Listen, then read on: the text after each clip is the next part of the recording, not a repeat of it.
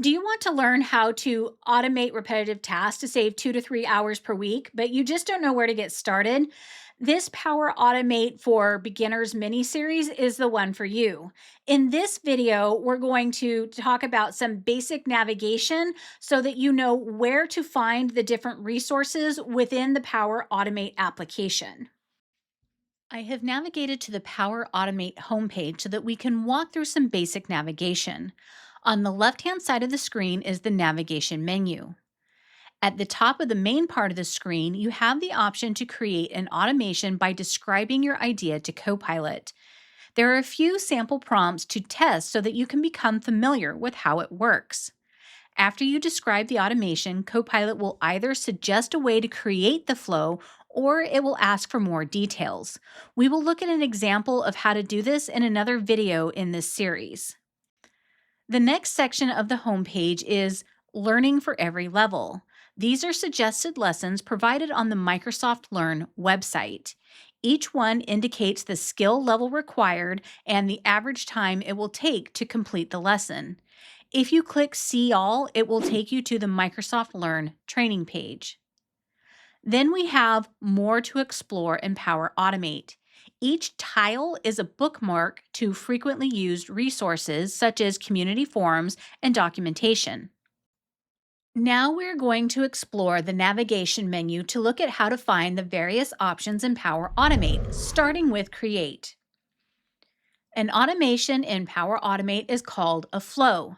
The Create page is broken down into 3 ways to start a flow. There are multiple options in the Start from Blank section.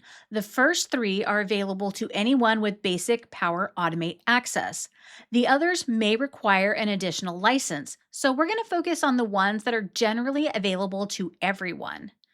The first one is Automated Cloud Flow that starts with a designated event. This means that every time something happens, the flow will start. An example of a designated event could be every time you get a new email. An instant cloud flow creates a button so that you can decide when you want it to run. Power Automate will not do anything until the button is selected. The last common option is scheduled cloud flow, which will run the automation on a specific day and time. For example, you could create a flow to send an email to your team every Friday to remind them to submit their weekly reports. If you don't want to create an automation from scratch, you can use a template. The options you see on the Create page are a smaller selection of popular templates organized by categories. To see more options, you can search all templates, which will go to the same place as clicking Templates in the navigation menu. The third way to create a flow is to start with a connector. A connector is basically a way to tell Power Automate and other applications that they need to talk to each other.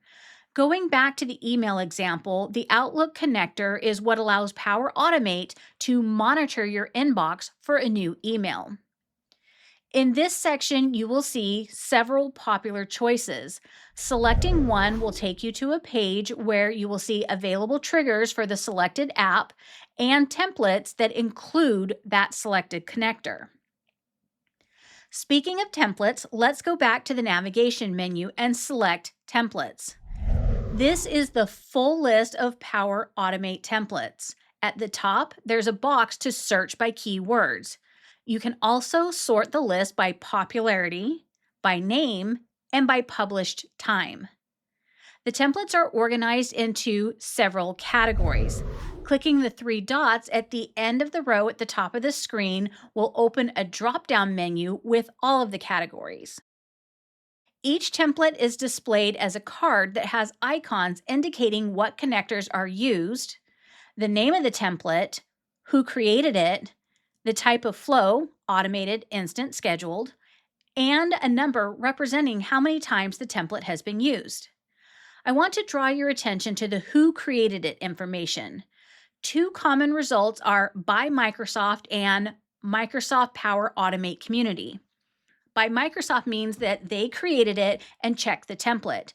By community means that people who joined the Microsoft Power Automate community created the template. It may not have been tested and checked by Microsoft before it was published. The reason I point this out is some companies do not allow their employees to use templates created by third parties, so you may see some templates on this page that you cannot use. The next item on the navigation menu is Learn, which takes you to a different place than the Learn section on the homepage. This is where you can find a lot of Microsoft documentation as well as training provided by Microsoft. Now let's look at the My Flows menu item. This is where you will find all of your automations after they've been created. There are also some quick links to start a new automation from here. At the top, there are 3 tabs. Cloud Flows is where you will find every flow that you've created but have not shared with anyone else. If you add another owner to the flow, it will move to the Shared with Me tab. If you have access to desktop flows, they will be under that tab. Shared with Me is a bit of a misnomer because it's not just flows that others have shared with you, it includes any flow that you created and shared with someone else. The next part of the navigation menu is customizable. On my screen, you're seeing approvals, connections, prompts, and more. Approvals and connections are default choices, and prompts is one that I added. When you click the More option, a pane will pop out with a list of things that can be added to the navigation menu. To remove an item from the list, click the pin icon with the slash through it. To add something to the list, click the icon that looks like an outline of a pushpin. Clicking Discover All takes you to another page with additional options. The one item that I think everyone should pin to the navigation menu is Connections. This is where you will see a list of applications used in all of your flows. I would like to draw your attention to the status column. Notice that the top 3 say Reconnect. This means that the permission to use this application has expired and I need to re-authenticate so that Power Automate knows that it still has permission to use this application. The benefit from checking it here is that you can see connections that need to be fixed for any of the flows you create. The other option would be to look at your flows one by one, which is very time-consuming. Clicking the word Reconnect will bring up an authentication dialog box. Most of the time, you only have to click on your email address associated with the account and select Allow Access. Sometimes you might have to enter your email and password. The most common reason a reconnect is required is many companies set up a security rule that requires verification on a set schedule, such as every 180 days. The last thing on the navigation menu is Power Platform. This is basically a pop-out list of other Power Platform tools, kind of like a mini app launcher. Select one of the options and it will open the application. I have navigated back to My Flows and Power Automate so that we can look at the details associated with an individual flow. In the toolbar at the top of the screen, you have several options. This is where you can come to edit your flow. You can share it with somebody else to make them a co-owner of your flow. And I suggest you always have at least 2 so that if the person who created it leaves the organization, there's somebody that can still manage the flow. Now, the share here in the toolbar is the same thing as clicking share in this box here on the right-hand side of the screen.